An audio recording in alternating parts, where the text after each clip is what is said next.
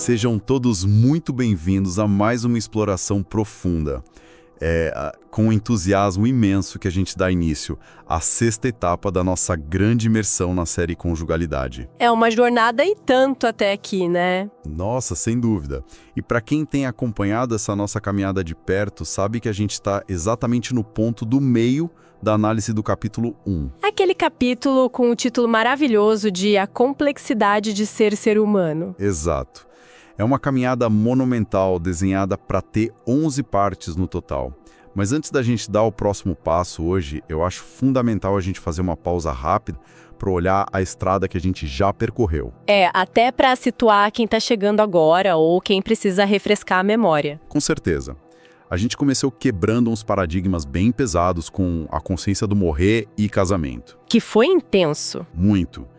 Depois a gente foi desconstruindo mitos, passando por o casamento e o signo da morte, e em seguida a gente foi para o lado mais luminoso disso com casamento e o signo da regeneração. E aí a gente entrou no território das palavras, né? Sim, nos episódios mais recentes, explorando a linguagem bênção e maldição humana, e no nosso último encontro a gente bateu muito na tecla de usando a linguagem para abençoar. Foram 5 etapas bem densas para preparar o terreno para a discussão de hoje. E uma preparação que era absolutamente necessária.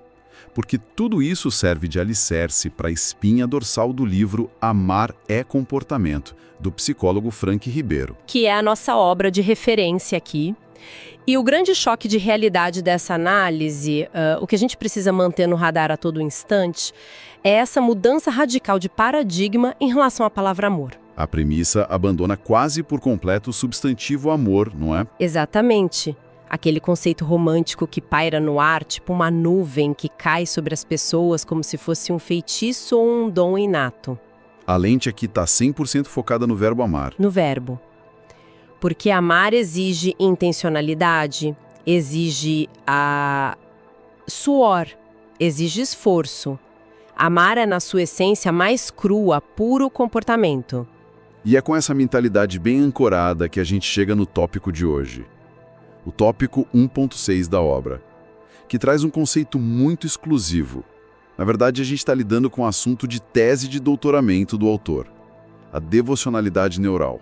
Devocionalidade neural? Confesso que quando eu me deparei com esse termo a primeira vez, eu achei que estava lendo um roteiro de ficção científica misturado com um texto de um monastério antigo. Soa muito denso mesmo. Soa complexo. A ideia de misturar devoção espiritual com biologia dura, com sistema nervoso, com neurônios e sinapses... Parecem 2 mundos que não se conversam. Pois é, como que essas duas coisas colidem? O que significa na prática fundir devocional com neural? Olha, é o tipo de conceito que vira a chave de como a gente enxerga a convivência diária 2. Então vamos desempacotar isso. Vamos lá. O brilho inicial dessa ideia está na própria linguística da coisa. O termo não foi criado só jogando 2 palavras bonitas no liquidificador. Existe uma intencionalidade morfológica muito específica aí. Que é o uso do sufixo dade, certo? Isso. Na língua portuguesa, esse sufixo dade tem a função mágica de pegar um adjetivo e transformar ele num estado de ser, num substantivo abstrato. Ah, entendi. Pense na palavra igual. É apenas uma característica, mas quando vira igualdade, passa a ser um estado, um valor absoluto. O mesmo acontece de humano para a humanidade. Tá, então em vez da gente falar apenas de algo devocional como um adjetivo, tipo, eu tenho um momento devocional de manhã ou eu leio um livro devocional, a coisa muda de figura completamente. eleva o nível. Eleva muito. A devocionalidade eleva a devoção de uma mera prática na agenda para uma disposição intrínseca do ser humano. Então deixa de ser um evento e passa a ser a essência. Torna-se a essência da devoção moldando a identidade inteira de alguém. Não é mais algo que a pessoa faz, é algo que a pessoa é. E aí, quando o Frank Ribeiro acopla isso ao termo neural, a afirmação se torna revolucionária. Exatamente, porque esse estado de devoção profunda, esse cuidado ritualizado com o outro, não mora mais apenas no mundo das ideias. Não é só poesia ou espírito. Tem uma materialidade física nisso. Habita e transforma os mecanismos biológicos do cérebro. As práticas devocionais, quando repetitivas, reestruturam fisicamente os caminhos neurais. Ok, mas vamos tentar trazer isso para a realidade mais tangível para quem está acompanhando a gente. Como que essa transformação física realmente acontece? Claro. Porque assim, é muito bonito falar que o amor transforma a mente, mas como isso desce da nuvem da filosofia e da teologia para a biologia do nosso corpo físico? Para entender isso, a gente precisa olhar para o alicerce científico de tudo isso, que é a neuroplasticidade relacional. Neuroplasticidade relacional. Que é a capacidade que o cérebro tem de se reorganizar, de criar novas estradas sinápticas. Só que a gente não está falando de aprender a falar um novo idioma. Ou aprender a jogar xadrez. Isso. A gente está falando de como as interações humanas são a principal experiência ambiental capaz de remodelar o cérebro fisicamente. E como que a gente visualiza isso na prática? A forma mais clara de visualizar isso é olhando para o começo de tudo. Imagine o cérebro de um recém-nascido como um sistema de alarme de incêndio extremamente sensível e desregulado. Bem desregulado. Qualquer desconforto, seja fome, frio, sono, faz esse alarme disparar aos berros. Aquele choro desesperado das 3 da manhã que todo pai e mãe conhece bem. Exato. Biologicamente falando, quando o bebê chora, um sistema chamado eixo hipotálamo-pituitária-adrenal está a todo vapor. Inundando o corpinho da criança de cortisol. O hormônio do estresse. Agora, o que acontece quando os cuidadores atendem a esse choro com carinho, de forma consistente e previsível? Eles meio que acalmam o sistema. Eles funcionam como o técnico que vai lá e calibra esse alarme de incêndio. A criança percebe o cuidado constante e o sistema nervoso dela literalmente aprende a se acalmar. O cérebro codifica fisicamente uma mensagem de segurança. O mundo é seguro, eu não preciso ficar em alerta máximo o tempo todo. Esse eixo de estresse é calibrado para o resto da vida através dessa relação devocional de cuidado. Essa analogia do alarme de incêndio faz muito sentido. Mas aí me surgiu uma dúvida. Isso é fascinante na infância, quando o cérebro é praticamente uma esponja absorvendo tudo. Mas e quando a gente cresce? Aí que tá a maravilha da neurociência moderna. Porque existe aquele mito de que o cérebro adulto já está seco como cimento. A neuroplasticidade relacional continua operando num casamento, por exemplo? Continua e de forma poderosíssima. A plasticidade cerebral não tem um prazo de validade que expira aos 18 anos. Um parceiro tem o poder biológico de regular o outro, então. Sim. Relações saudáveis na vida adulta continuam a ser arquitetas da nossa estrutura cerebral. Pense num cenário super comum no dia a dia. Alguém chega em casa depois de um dia de trabalho caótico. Pegou trânsito, teve problemas. O alarme de incêndio interno está apitando. A amígdala cerebral está em alerta máximo. Se o parceiro recebe essa pessoa com um abraço genuíno, com um tom de voz acolhedor, com aquele estado de devocionalidade... O que acontece não é só um conforto psicológico. É físico. Acontece uma descarga de ocitocina e dopamina que neutraliza o cortisol na hora. Mas como que essa calma passa de uma pessoa para outra assim tão rápido? Porque às vezes parece até meio mágico, mas eu imagino que tem uma mecânica biológica por trás. É uma coisa puramente visual? Aí entram os famosos neurônios espelho e a regulação interpessoal. Ah, os neurônios espelho. Nosso cérebro evoluiu para ler o sistema nervoso de quem está ao nosso redor. Então, quando um cérebro que está calmo e seguro se conecta com um cérebro que está estressado, ele tem a capacidade literal de modular a amígdala do outro. Caramba! O parceiro que está calmo ativa o próprio córtex pré-frontal, que é aquela área do pensamento racional e da empatia, e através da postura corporal, da respiração, do olhar, ele sinaliza para o cérebro do outro. Pode desligar o alarme. Aqui é um lugar seguro. É empatia acontecendo em nível celular. Isso é absurdo de tão incrível. Mas, sendo o advogado do diabo aqui um minutinho... Fique à vontade. Se o nosso cérebro espelha e se molda pelas interações diárias, a via contrária também deve ser verdadeira, não é? Com toda certeza. Se a calma regula o estresse crônico ou os maus hábitos da relação, também devem criar estradas neurais negativas. Esse é o grande ponto de alerta dessa obra. A plasticidade cerebral não tem moralidade, ela simplesmente reforça o que é repetido. Ela não julga se é bom ou ruim. Não.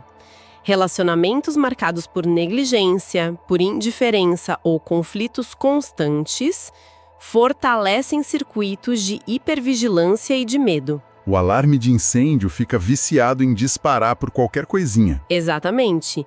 E tem um cenário muito sutil que muita gente faz achando que está ajudando a relação. Qual? O comportamento de evitar brigas para manter a paz. Nossa, o famoso engolir sapos para não estragar o final de semana. Perfeito, o engolir sapos. A pessoa acha que está silenciando o problema, mas neurologicamente ela está criando um engarrafamento gigantesco no centro de estresse do cérebro. Porque o corpo ainda sente o estresse, mesmo que a boca fique calada. Isso. E a longo prazo, essa evitação constante cria uma estrutura neural de defesa, em vez de conexão. O cérebro entende que aquela relação não é um lugar de relaxamento. Entende que é um campo minado onde é preciso pisar em ovos o tempo todo. E é justamente para evitar construir esse campo minado que a devocionalidade neural propõe um outro caminho. E como trilhar esse caminho? Porque se amar é comportamento, se o cérebro aprende e reaprende através da constância diária, o que a gente precisa construir no dia a dia para que o nosso sistema nervoso registre a relação como um lugar de paz real. A imagem central que o livro traz, para entender isso, é a metáfora do altar. O altar. O ato de amar não se grava no cérebro como um acontecimento pontual e explosivo, sabe? Não é como aquela paixão avassaladora dos primeiros meses. Ele se grava como um espaço de retorno contínuo. O espaço de reconexão corporificada. A devocionalidade neural é exatamente esse conjunto de padrões de repetição, que podem ser repetições simbólicas, afetivas e comportamentais. Que de tanto serem praticadas acabam internalizadas pelas sinapses. Isso, o cérebro se transforma, de acordo com o verbo amar que se pratica, numa segunda-feira chuvosa, numa terça-feira super cansativa. E essa construção do altar se baseia em 3 grandes pilares, não é? A gente pode tentar descer a um nível bem prático para quem está nos ouvindo e pensando em como isso se aplica no sofá de casa. Vamos lá. O primeiro pilar é a neurociência afetiva. A grande sacada da neurociência afetiva aqui é entender que o cérebro não apenas sente emoções. Ele literalmente aprende a sentir. A repetição cria circuitos de memória afetiva consolidadas. Exatamente. É por isso que, depois de anos de uma construção devocional saudável, o simples fato de sentir o cheiro da pessoa amada num casaco ou ouvir o som dos passos dela no corredor acalma o corpo físico instantaneamente. Não é apenas o romantismo falando, é a biologia pura. O cérebro codificou aquele cheiro e aquele som como segurança absoluta. O estímulo não ativa as defesas, ele ativa o repouso. É quase como se a simples presença do outro virasse um ansiolítico natural construído ao longo dos anos de convivência. E o segundo pilar eleva isso para um patamar muito lindo, na minha opinião, que é a espiritualidade corporificada. Aqui a ideia de espiritualidade desce do céu e encarna no cotidiano da casa. Sugere que a espiritualidade não é apenas uma busca vertical transcendente. É algo que acontece no corpo a corpo da relação diária. O corpo do parceiro passa a ser visto como um altar, e a dinâmica da relação se torna uma verdadeira liturgia. Isso soa muito poético, e eu confesso que acho belíssimo. Mas como seria a prática dessa liturgia? Porque ninguém vai acender incenso e fazer reverências na hora de lavar a louça juntos. Não, claro que não. A liturgia está na intenção do gesto. Entendi. Pense no beijo de bom dia. Pode ser só um encostar de lábios automático feito enquanto um dos dois já está olhando as mensagens no celular. Ou pode ser um momento de presença plena. De consagração daquele início de dia. Esse beijo com intenção verdadeira vira um sacramento diário. O silêncio compartilhado no carro, por exemplo, não precisa ser um vazio constrangedor. Pode ser um altar de respeito mútuo, um estou aqui com você, mesmo sem palavras.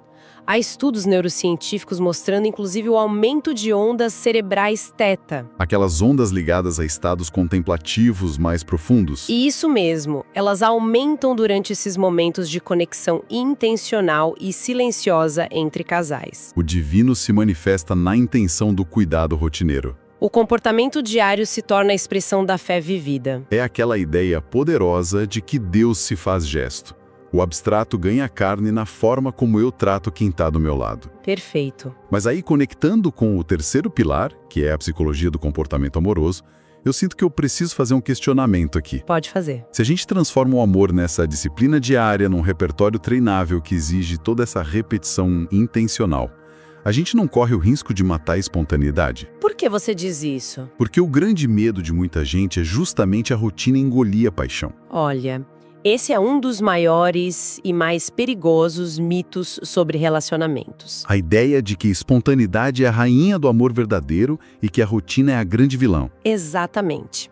Na verdade, depender da espontaneidade emocional deixa o casal completamente refém de humores e de circunstâncias externas. Se a gente for esperar sentir vontade para sermos devotos, bondosos ou pacientes, O casamento não sobrevive a uma semana de estresse financeiro ou privação de sono.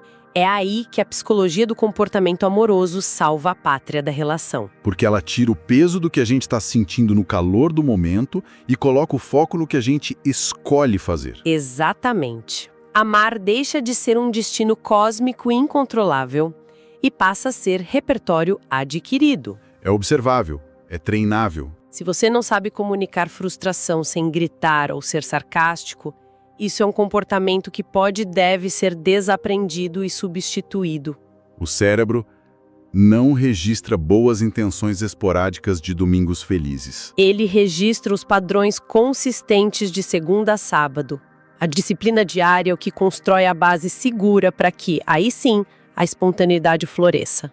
Floresça sem o medo de que qualquer errinho destrua a relação.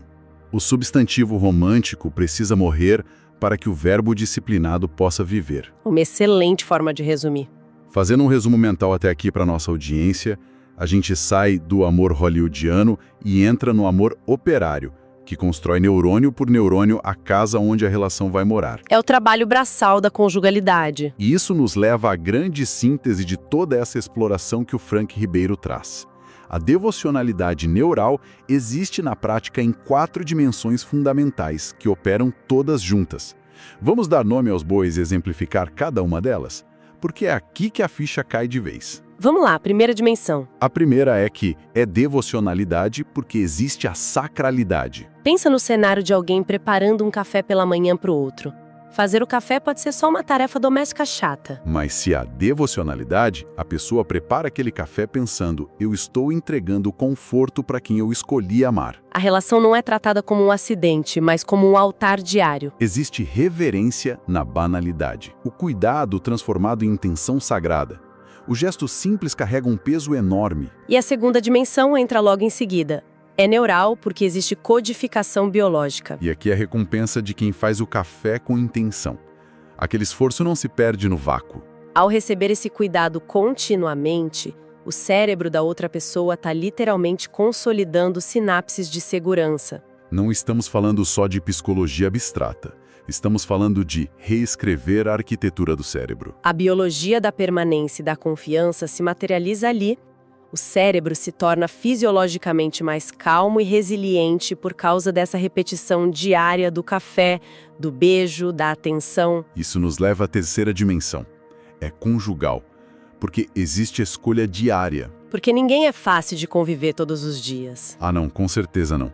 Haverá noites em que um chegará irritado, descontando as frustrações do mundo em quem está ali mais perto. E a dimensão conjugal é o momento crítico da escolha. É decidir não revidar na mesma moeda. É a renúncia do ego em prol da estrutura que vocês estão construindo juntos. É continuar dizendo sim nos dias em que o cansaço domina e o sentimento de paixão está operando no zero. A conjugalidade real não sobrevive no piloto automático. Nunca. E para amarrar a quarta dimensão, é comportamento, porque se aprende. E eu diria que isso é um alívio enorme. É o maior alívio possível. Se amar fosse apenas uma roleta russa de sentimentos, a gente seria vítima da sorte. Mas sendo um comportamento, a gente tem agência sobre ele. Uma pessoa pode ter crescido num lar onde os problemas eram sempre resolvidos aos gritos. O cérebro dela aprendeu isso. Mas pela via da devocionalidade neural, ela pode treinar intencionalmente novos padrões. Ela pode desaprender a toxicidade e aprender as formas saudáveis de se conectar, moldando o próprio cérebro e o cérebro do parceiro ao longo do processo. Basta, se a gente parar para pensar no impacto de tudo isso que a gente discutiu hoje, é algo que muda completamente a régua moral das nossas atitudes dentro de casa. Muda tudo. Saber que os nossos comportamentos rotineiros, a forma como a gente responde a uma pergunta trivial no sofá, a forma como a gente olha ou desvia o olhar quando o parceiro entra na sala, Nada disso é só passar o tempo. é uma responsabilidade formidável. Nós não somos passageiros na vida das pessoas que escolhemos amar. Nós somos os arquitetos neurais delas. Nós estamos esculpindo a capacidade delas de sentir em paz ou ansiedade. E elas estão fazendo exatamente o mesmo com a gente. E o mais bonito é que a plasticidade cerebral dura até o último dia das nossas vidas. O que significa que, independentemente da idade ou do tempo de relacionamento que a pessoa tenha, sempre existe tempo biológico para reaprender a conjugar o verbo amar. Sempre há tempo para construir um novo altar. Essa percepção é daquelas que a gente precisa carregar no bolso todos os dias. Nós temos o poder físico de ser um porto seguro ou uma tempestade na mente de quem divide a vida com a gente. E para fechar a nossa reflexão de hoje, eu quero propor um pensamento diferente para a nossa audiência. Uma provocação final. Exatamente.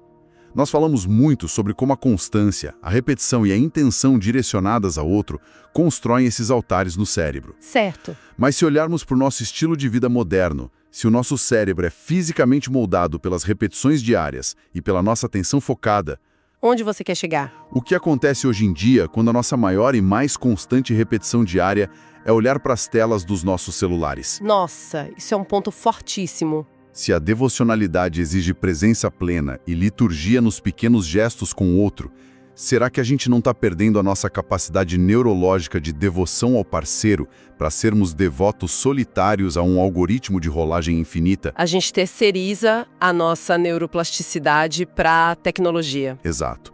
O que acontece com a arquitetura conjugal quando o nosso foco e as nossas maiores descargas de dopamina vêm de uma tela fria e não do rosto de quem a gente ama?